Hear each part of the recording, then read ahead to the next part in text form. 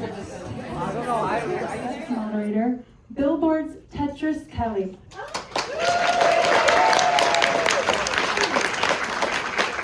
Hi guys. Are you guys excited? I am really excited about this one. This guy you all know very well. I've had such an honor, honestly, watching his career grow over the last several years. You guys may know me from my work at Billboard and also just genuinely my love of K-pop music, and he's one of my absolute faves. So without any further ado, can you guys make some noise for Eric Nam?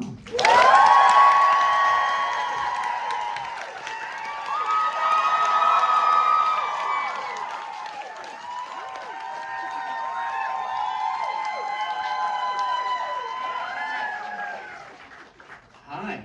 How are you guys? What's so hard about being on stage with this guy? I mean, how good looking is he, right? I could sit here and just feel like the random guy next to you. No, stop it. How are you? Stop it. I'm great. How are you? I feel like the last time we hung out, it was at Hibachi. Yeah, that was an experience. That was a lot of fun. That was a lot of screaming. So much screaming. A lot of fire. If you haven't seen it, it was a very stressful video. It was. Please go check it out. But you put out a lot of new music since then. So how's that been going for you? It has. I think it's going well. Guys, is it going well?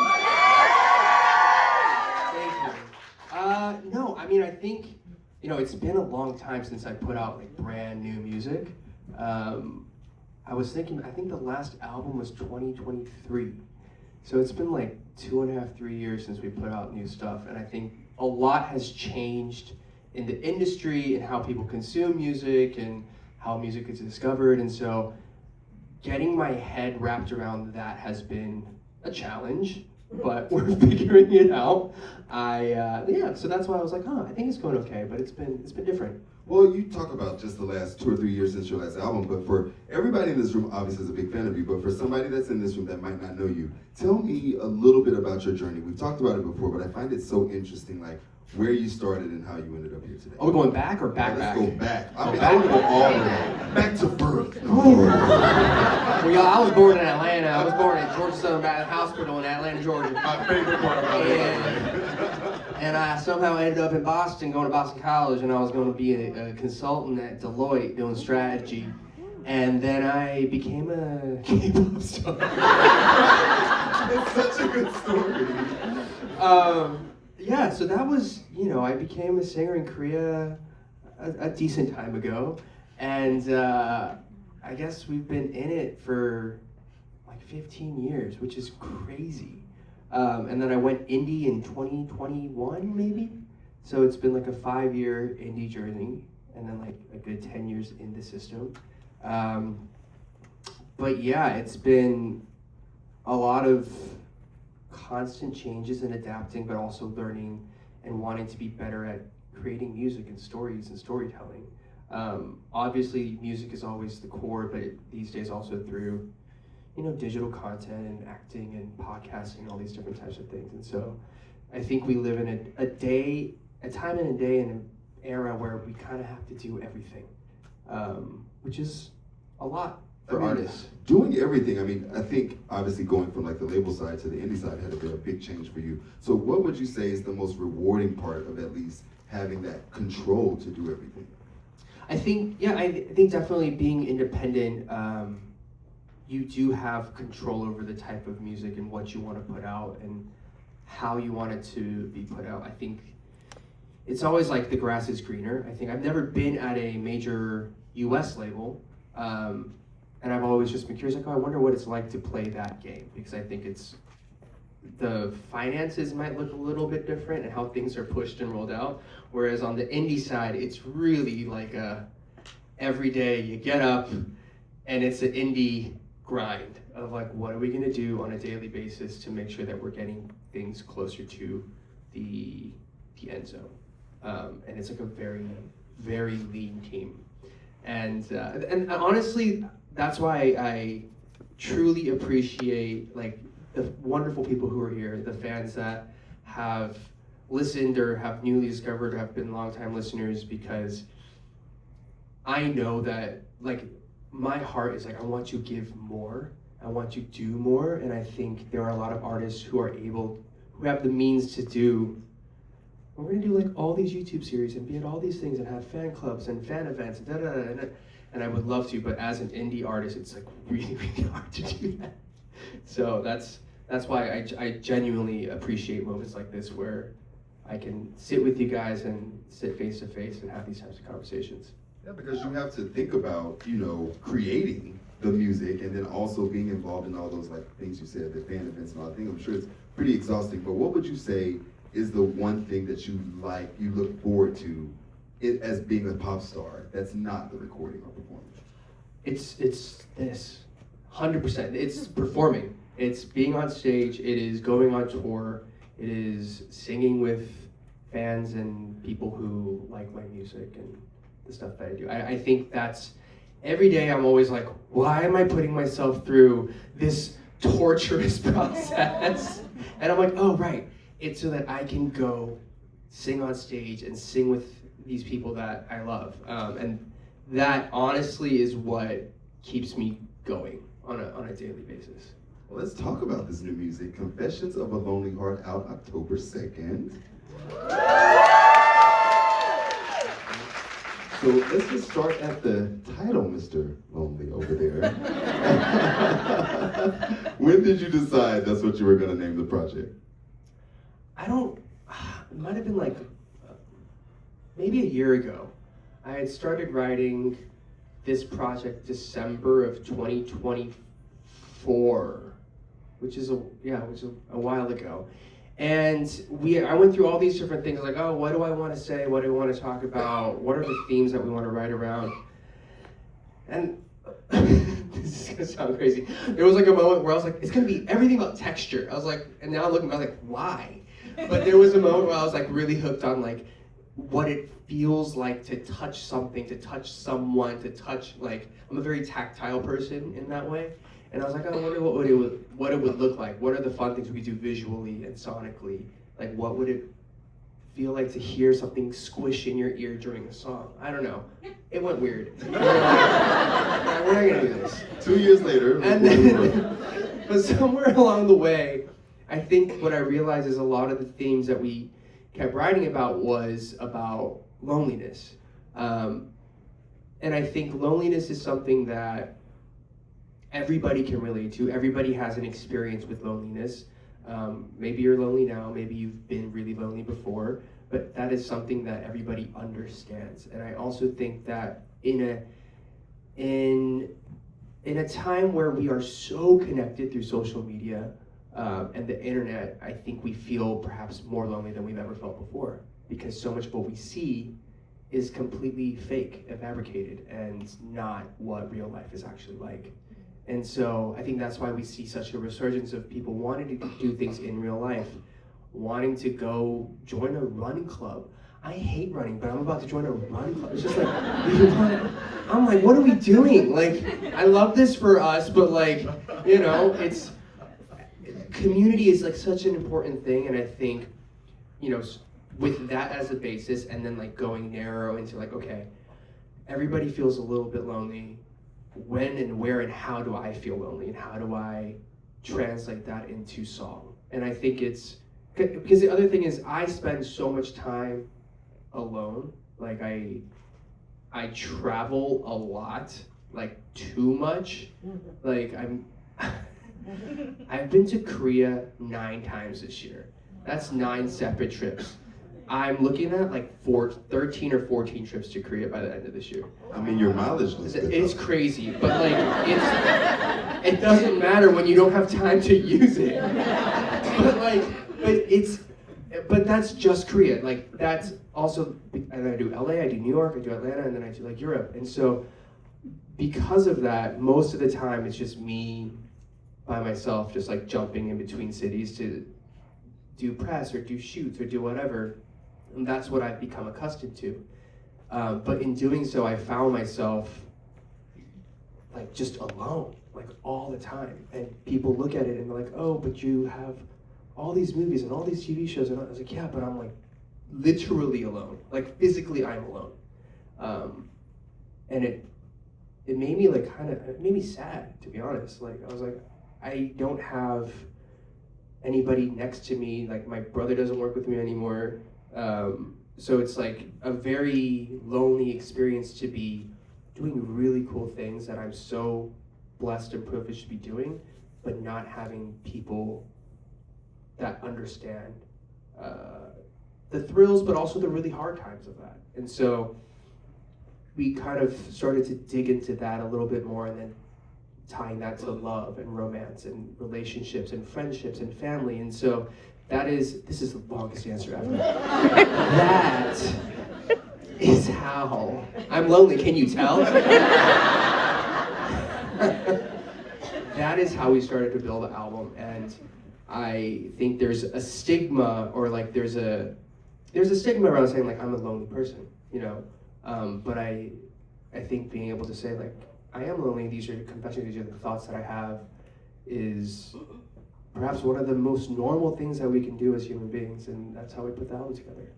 Man, I mean, great answer, by the way. Sorry, that was so long. But honestly, before we even move on, you will not be lonely because I also need to work out. Text me about the run club. All of us are going to show up to this run club. Okay? We're going to go for a run. We're all going to go for a run. But one thing that you said backstage that really sat with me was you said the album is lonely but optimistic. And I remember when I first heard How the Fire Started, actually, that's how I felt about that track. I was like, you're talking about something that is, you know, heartbreaking in a lot of ways, but it feels light, it feels optimistic. And when I listen to the full project, that's what I feel. I feel like you do such a good job of having this, like, these thoughts that you just explained to us, but making it feel so optimistic and exciting. So is that something that you consciously thought about when you're creating your music, like a way to take these thoughts and put them in a like lighter, optimistic place? You know, I wanted to explore like the depths and perhaps the darker sides of loneliness, but also understand that there are positives to loneliness as well. I think for as sad as it can be to be alone, the positive to it is that you understand fully who you are, what you like, what you don't like. Because when you are alone all the time and somebody just joins you on a trip, you're like, I hate everything that you're doing. Like, it's very clear to me. Like, you are so annoying. and it's not necessarily selfish. It's like, oh, this is what I like, this is what I don't like, and you have to have a very honest conversation with yourself. And I think loneliness forces you to really understand yourself, and that's like a positive. The other positive, I think, is, yeah, if we have these deeper cuts, like how do we get through the darkness and into the light, and into community and into connection with other people? Because I didn't want to literally sit in the sadness. And that's why Someday to me was like it's the last track on the album, and to me it was like the perfect way to wrap up a thing where, yeah, we start like aching and dying for love, or to have companionship or have friendship, but the end is someday we are going to have that. We are going to have everything we want. We deserve to have what we want, and that optimism is where I wanted to leave it. Because I'm also very well aware of the fact that I'm great at making like dance cry songs, and I was like, how do we just do a little more happy? And I think there was a long curatorial process where I was like, okay, we have enough of the darker stuff, how do we get to the light? And that's how we built that part, yeah. And I want to dig through a lot of the songs on the album specifically, but before we even get to that, like, what is your creative process like? Because when you're telling me, like, I'm on a plane, I'm on a bus, I'm on another club, sorry. But when you're doing that, how do you, like, write? How does that turn into a song? When do you record? Like, what is your process like? Luckily for me, I find songwriting to be like the most fun part of my job. Outside of touring, it's like the other really fun part of my job. So I'm always looking for an excuse to write. And the best way that I found is like, if I have like a film TV project, or if I know I'm shooting something where I have to be somewhere, I look for windows. It's like, do I have 5 days? Do I have 7 days here? We're gonna pack every single one of those days with my friends in a room where we can just talk about and catch up about what's going on in life. So not sleep. No, we don't sleep. And so that's kind of how I do it. We kind of batch it out of like, okay, so like last May maybe, we're like, okay, we have 2 weeks. We're gonna do 2 songs a day, every day for 2 weeks. And so we probably did, and then I was also working on this artist Taeyong's project, and so I was working on songs for her as well. So there were days we were doing 3 songs. So by the end of this 2-week period, I think I had probably like 18 to 20 songs. And from there, we're like, we could pick and choose what we like and trash the ones we don't like. But it is a constant, I'm constantly looking for the next opportunity to write because it's so much fun. And then let's talk about some of those songs that made the cut. And you were just mentioning Someday. So I feel like even with Someday, it definitely has that like hope and yearning that you were kind of explaining. So tell me about the creation for that song specifically, and maybe the city of Paris. If you guys are on my newsletter, you know. But no, this song, I reached out to this producer, artist as well, Ben Kessler, and I really like his voice and his style, and I think I found him through Lizzie McAlpine, because they work a lot together. And it was the first time working together, and we just kind of sat there just talking about life, and I think I walked in, I was like, I want to write something very happy, optimistic about love. And I think I had just come from Paris. Yeah, because I think we wrote this in the summer. I was probably there, yeah. Paris, to me, I've ended up going to maybe 3 times a year now for like fashion weeks or random shoots. And it's like this romantic city that everybody loves going to for the Eiffel Tower and bonbons, or I don't freaking know, Bonbons, champagne, ooh la la. Like, by the way, the first time I heard a French person actually say ooh la la, they say it for real, guys. What's the context? I don't even remember, but something happened. They go ooh la la, and I was like, excuse me. I said, wait, this is real? And they're like, yeah, it's real. Wait, ooh la la. Got it. But Paris has always been such like a romantic city, and everybody's there like on a honeymoon or something, like a beautiful date or proposal or whatever. And I think I realized that I'm always there like alone. I'm always there alone, and everybody's like I think one of the last times I was in Paris, I had randomly, because a friend and his wife were there. It's like, oh, we're here on like our baby moon, and like it's like, that's so great. Let me third wheel your baby. That's moon. awesome. Like, we're going to this and this and this. Join. I was like, you want me to join your baby moon? Like, do I look that lonely? Like, I am, but God.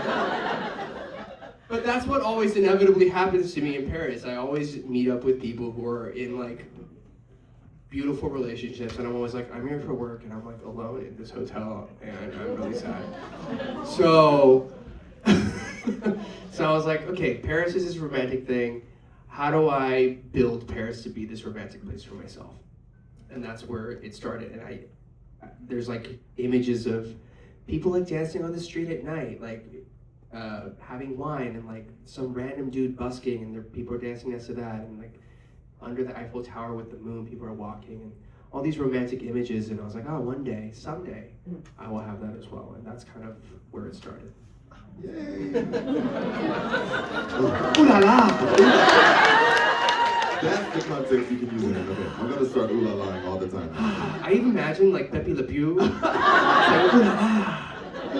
And then let's talk about the music video as well, because you know, now that I'm hearing you explain the album and the songs, I even think about the scene in the music video in which you're like slow dancing with yourself. Amazing. Like, how do you, when you think about your visuals, is that come later, or do you think about it in your recording process? Like, at what point did you decide like this is what I want someday to look like? I think sometimes we have like I'm trying to think. Like Miss Me More, I was like, oh, this would be a great like driving song. Like if I had it my way, we'd just be driving on like the Pacific Highway, like windows down, screaming the song. Someday was actually never really supposed to be a single. And it was actually a recent thing where we were looking at timelines.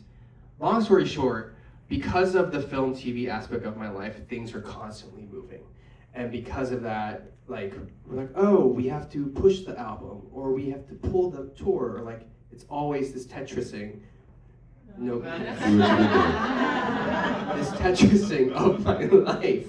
And somehow we're like, okay, I think this has to, because there was another song that was supposed to come out in January, and we're like, we gotta push this. And in doing so, we had to rejig everything. So Someday became like kind of a last minute, I still love this song, we can give it a push.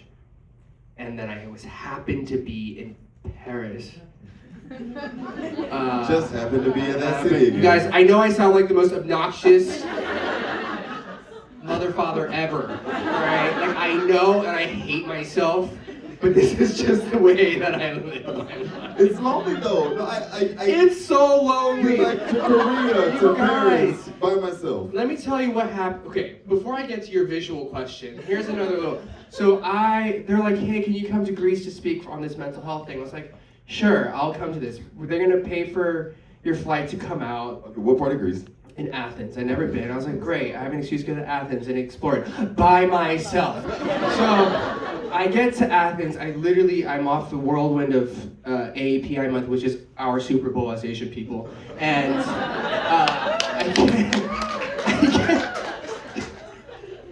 I get to Athens knowing nothing, and they put me in a car, I don't know where I'm staying, and they put me in this beautiful resort with this beautiful house overlooking the ocean by myself. And then I go from there and I go to Cannes, to Paris, to London, back to France. Like, again, all of this is just me and like 3 suitcases, just like lugging things around, doing all these things. And it's while we were there, I was like, I think if we don't shoot a music video right now, we don't have the opportunity. And so in the matter of like 5 days, we're like, okay, I'm gonna be in London. Let's shoot this in London. By the way, that weekend is Harry Styles' World Takeover, Wimbledon, F1, London Pride, and there was one other thing. It was all that weekend in London. So we get there and they're like, you actually can't do anything here. You actually can't even walk the streets, it's packed.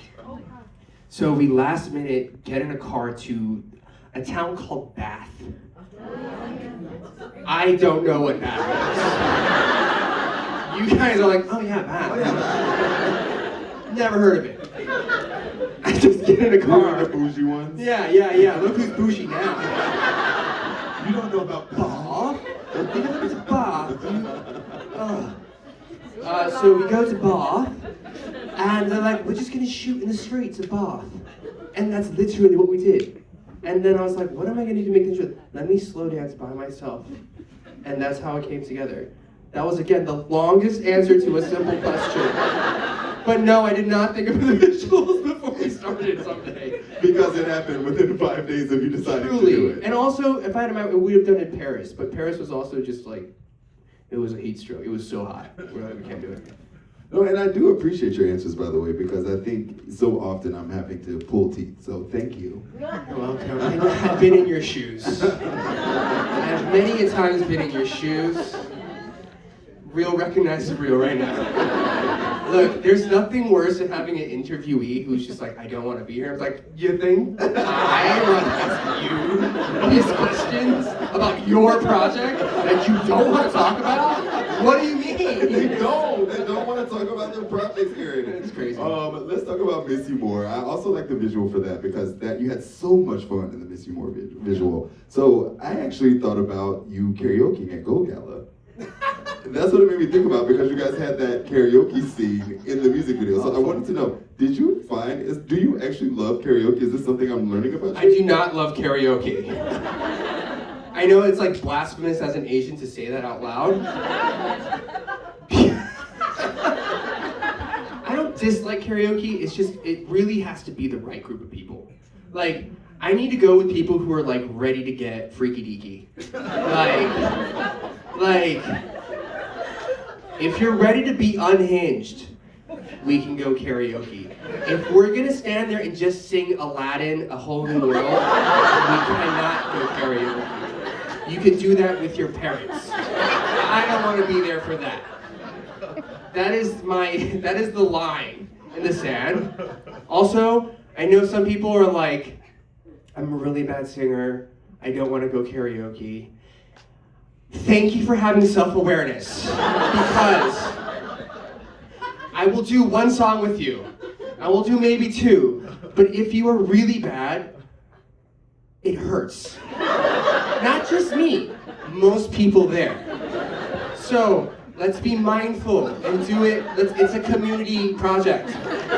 We have to take turns. There are people who are bad who will not shut up. They're on their fourth song on the stage. Yeah, and I'm just like, this should be in your bathroom, not when we're paying for it.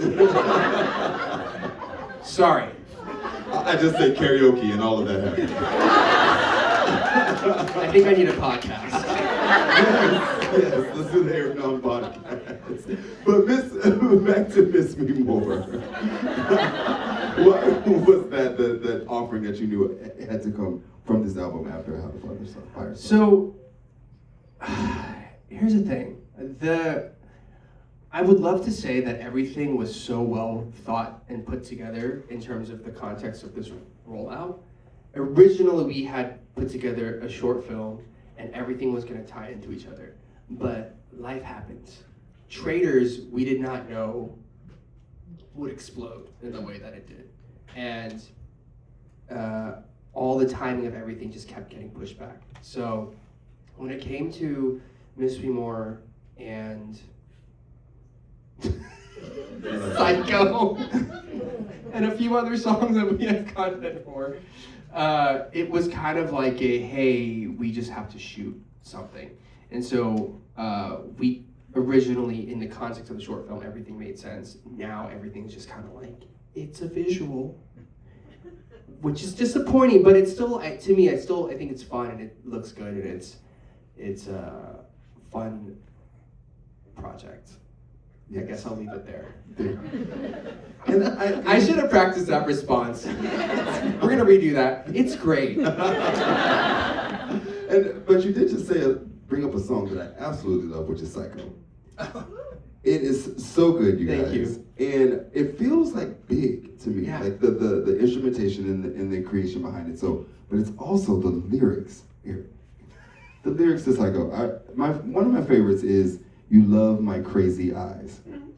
When you said that, I was like, one of the least crazy people I feel like I've ever been around is Eric Nam, and he's singing about his crazy eyes in this song. So now I need to know more about this side of him. So tell me about Psycho, Eric.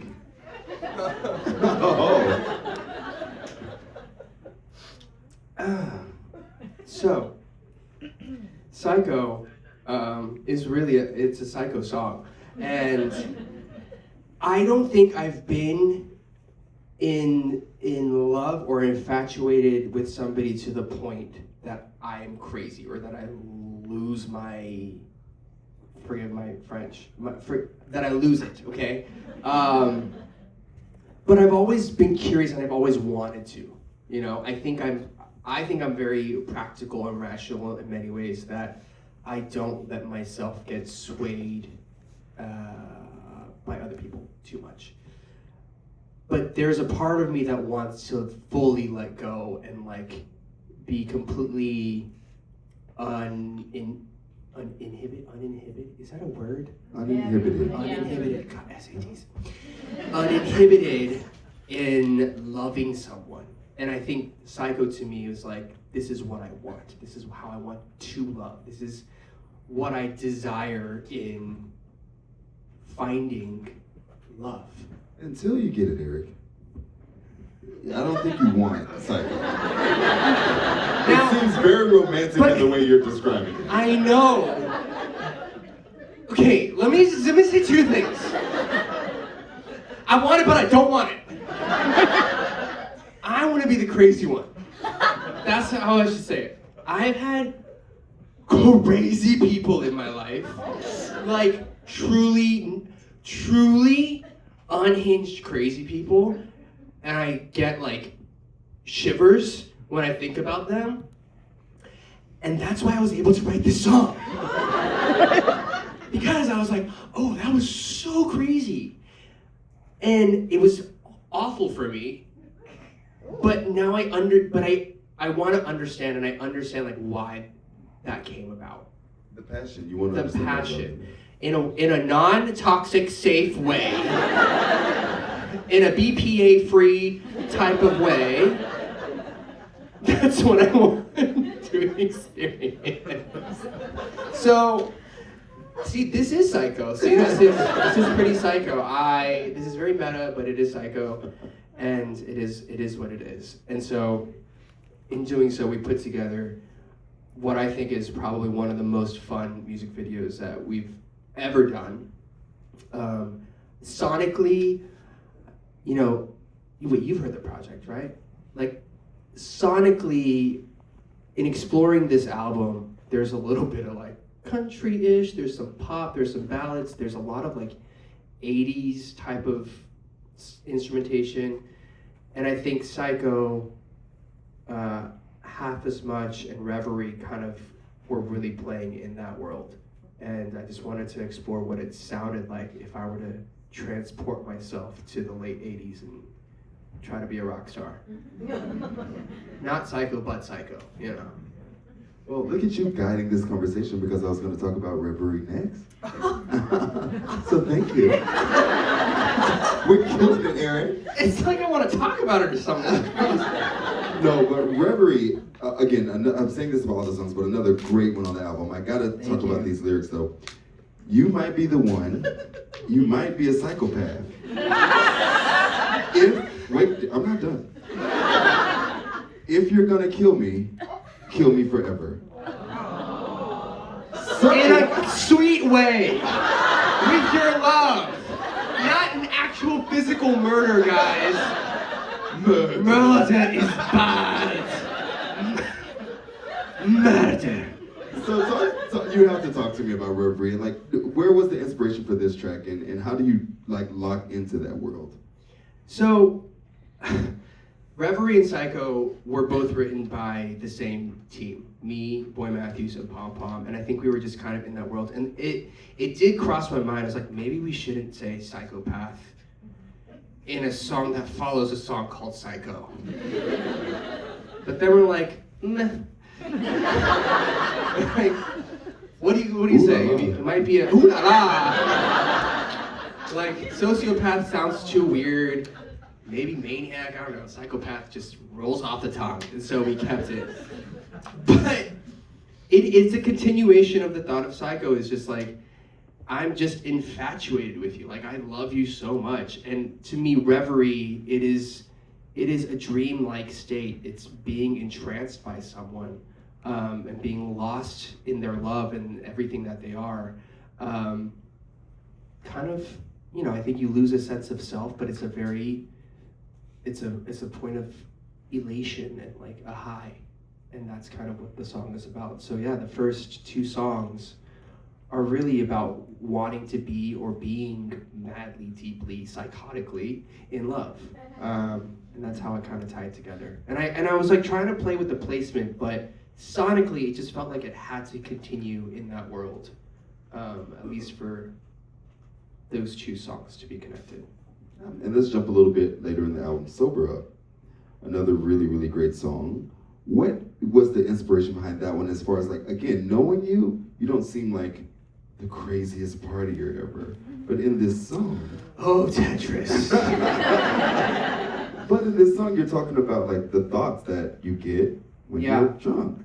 So do you feel like you are a person that enjoys yourself, and because of your loneliness, these thoughts come out when you're drinking, or is the drinking happening because of the loneliness?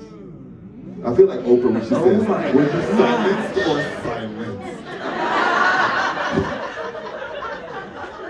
Oprah, is that you? Hi. That's a great question. I think it's a little bit of both. I was I didn't have a single drop of alcohol for most of last year, which I enjoy a drink. I enjoy my drinks, and I like to go out with friends and everything. But it's not for two things. One, just general health. Like, I get very red. I'm clearly allergic, and yet I'm like, no, let's just keep poisoning myself. And then someone's enjoying that a little too much. Who can relate? So there's that part. Well, now I gotta know really quick though. What's your drink of choice? I'm just curious. These days, it's a tequila soda or a nice little white wine in this hot summer weather. You know. But I do enjoy drinking, all that stuff. But yeah, I realized like, okay, you're literally just poisoning yourself, and you hate yourself all day next day. And then I realized that I get a lot of like spiraling anxiety after I drink, because the next day I spend calling my friends like, I'm so sorry, I said da da da, and they're like, you didn't say that. And then I was like, so I just freaked out for an hour by myself thinking I said something that I didn't say. And so I hated having that anxiety, so I just stopped drinking for like 9 or 10 months. And it was in that process, I was like, yeah, when I drink, these are the thoughts that happen, and this is all like this the spiraling and the craziness that's like completely inside my head, and trying to just kind of process that. And I think it was interesting because I had written, in the history of my songwriting, I've written quite a few songs that I don't think have been released about being sober or getting sober in the relation of love or alcohol or whatever. But I think this is the first one that we're putting out because I think it encapsulates those thoughts and emotions the best. It is something that it's a song that I truly, truly love, and it's probably one of the earlier ones that we wrote. And it was originally, fun fact, super country. Yeah. It was like, soul, bro. Yeah, it was like, why, oh, why, when I'm drunk, dude. And I was like, maybe we shouldn't do that. We were like, all of a sudden you're performing at Stagecoach? I mean, not no. Why, oh, why, when I'm drunk. I am from the South, y'all. And let's talk about the first thing. I want to talk about how the fire started. What a great song, right, guys? And I want to talk about that period because you mentioned Traders already, and that was such an incredible moment for you, I'm sure, to live through. But then tying it into the music was such a great idea to do it with the music video and everything. So how was the feedback, and how was that time period for you? It was kind of crazy to have such a different new audience of people. Obviously, they didn't really know me for the music, but to have such a big part of America or pop culture kind of connect with me and me with them, it was very, I don't know, it was a lot of fun. It's still kind of weird. Like, it's a very different demographic.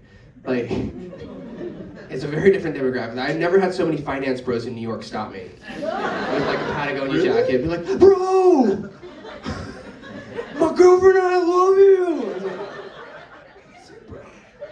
I was like, Stream the song. yeah, I was like, this is a very different experience. But no, it was really cool. I had written the song literally right before I went into the castle to play Traders. And it had been a long time favorite of mine. I was like, I don't know, like maybe it should be a single, maybe it shouldn't. But then when what happened to me, I was like, oh. You guys know what that means. Yeah. Don't trust anyone. Then I was like, okay, this could be a single, but in order for it to be a single, I need Rob and Mara to be in on it. And when they said yes, I was like, okay, this has to be a single. We're gonna shoot it. We're gonna stealthily do it, because at the time the show was still going, and I was so paranoid. Like, you guys, the NDAs that we have to sign are terrifying. I was like, you could sue me, but I don't have this money to give you if I break this NDA. I don't know how. Like, fine. Like, I guess I'll just be bankrupt. Oh my God, I'm so sorry if NBC, if you're watching. But yeah, no, it was like a very serious NDA. So I was like, if anybody sees us out together, they're gonna put us like they're gonna put the dots together and say like these are the final whatever, and this is what happens. And so we had to like very secretly find our ways to a ranch to shoot this music video and make it happen. So it was fun. And I mean, that experience had to be crazy for you to go through. So what was it, outside of running into Finance Bros, what was the experience like, being on a reality show and having all these people learn so much about you as a person through a reality show versus your music? It's different. I guess my biggest fear coming out of Trader is like, oh, people are gonna think I'm so stupid, which I'm not stupid, but I'm not. Literally, Mara and I would just be like, people are gonna think we're so dumb, and then she'd be like, but we're hot. I'm like, yeah. And she's like, and we have the best fashion. I'm like, yeah, we do. So that was kind of our consolation. But I do think I'm very grateful that people didn't dislike me, and people, from what I've heard and how people have perceived me, they're like, oh, you're probably the most like relatable in that this is how most average people would play it. Perhaps. You did play it so just like, honestly, I feel. Yeah, I didn't want, I'll be honest, like there was an opportunity for me to win or flip it, but I didn't want my introduction to America to be a backstabbing, conniving traitor. And I know it's the name of the game, but do you know how many people love Rob and Mora? Imagine me stabbing them in the back. Like, I think it was, for me, I was a little more concerned about the long-term implications of playing that game as a traitorous person than others may have been. That's really awesome to hear, actually. Because I would just feel like everybody else is like, give me the money. I genuinely thought we were gonna split it. And people were like, you dumb boy. You stupid man. I am a trusting person, and I kind of wear my heart on my sleeve in that way, which is why I have attracted a lot of psychopaths in my life. Genuinely, one day there will be a book, and you're gonna be like, this can't all be real. And I'm gonna say, this is all real. These are the things that have happened. And yet I don't learn, I never learn. And I think it's something innate in me that I'm like, I want to see and I want to believe in the good, and I am a little altruistic and even naive in that way. But if you can't put your trust in people ever, then you're forever genuinely alone, And so that's why I think I choose to say, I may not know you that well, but I'm gonna trust you, and if you screw me over, it's on you. I don't know what else to say. And that's a great learning lesson to take from that experience, I think. Yeah, and a lot more. There's a book, I'm sure, at some point. Oh God, it's gonna be so good. And then another project that I'm sure everybody here is very excited about, Avatar Aang, the Last. Yeah. So now that that's streaming, how excited have you been to release that and be a part of that? It is super cool and like such an honor to be voicing such an iconic character. I don't think I realized how many people loved this character and the show.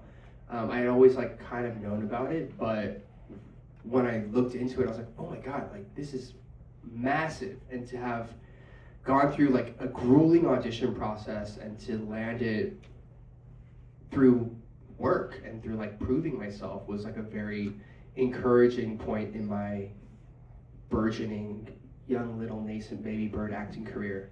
And to see like so many of the positive reactions has been very it's been a lot of fun. And like there's like a community of Avatar fans, but also the people who work on Avatar, the other voices from all the other shows and other generations, and it's like an immediate like, hey, you're like one of us now, which I think is so cool. Yeah, I see that community vibe online, and I've watched you like embrace it and have so much fun with that. And I mean, you talk about all the cool people you were with on Traders. Talk about the cast of this film. It's also incredible, Dave and everybody else. How was it to like work with those people on this? Well, the crazy thing is we never met in the studio, not once. So like people, hopefully people can't tell, but when I watch the film and I hear the takes, like, oh, this take is from like earlier on, this is from later on in the process, because we did it over like 2.5 year process. And like, at first it's just me. There's no other voice. And it's just me saying every line to myself with a producer in the room. Just, you know, she's just reading the lines.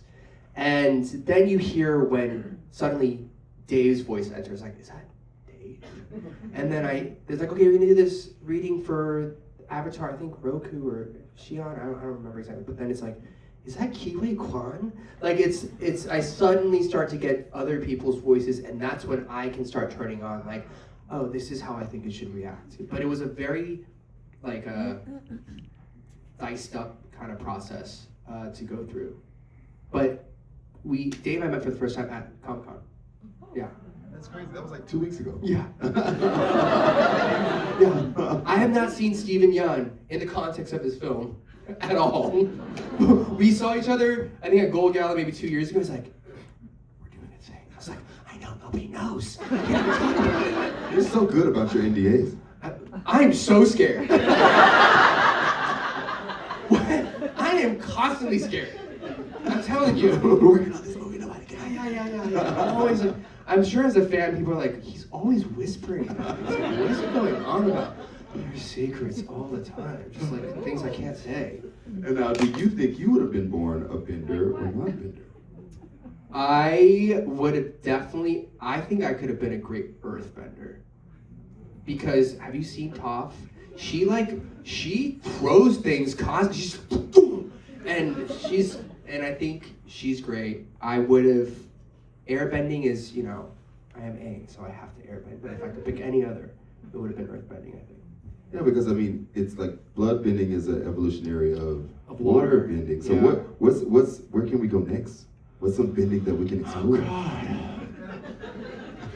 I don't know. Lonely bending. I don't know. Lonely bending is where we're at. Lonely bending is amazing. That's lonely. So good. Lonely bending. I don't think I can go any elsewhere after lonely bending. And I mean, you've made so many friends, I'm sure, from new fans, from your music, the Traders, and then now Avatar. How are you embracing them all at the same time? How is it? Do you see them as different? No, you know what? It's really hard because, again, I travel so much. Also, a lot of my friends who are actors or musicians, we're all traveling constantly. And so what it's become is I'm just like, where I'll put up on my Instagram somewhere, like, I'm here, anybody here? And it's just some random person. It's like, I'm here. And then I'll be like, but I don't want to see you. That was too honest. But it happens! You guys, it happens. It's like, you put it up on you put it up on like close friends or something, or in your status, like, I'm at this place. And they're like, me too. I was like, I need to unfollow you. Or like, I don't want to say no. I love you, but I can't deal with your energy right now. Or like, I need to hang out with somebody that will just go like get wild with me, or like go pray with me. Or like, I don't know. It's depending on the mood. But no, it's been really cool because I think in doing all these different projects, it has expanded. Like, I think for a long time, working in the States, when I first got here, that too was a very lonely process. Like, not having people in the industry that I knew, especially during COVID times, was like such an isolating, alienating process. Because I would show up to a fashion week or an event, and everybody's like, who is this guy and why is he here? And I'd be like, I don't know. But also, who are you? Like, Also, and they're like, I'm some obscure person from this. I'm like, right, totally.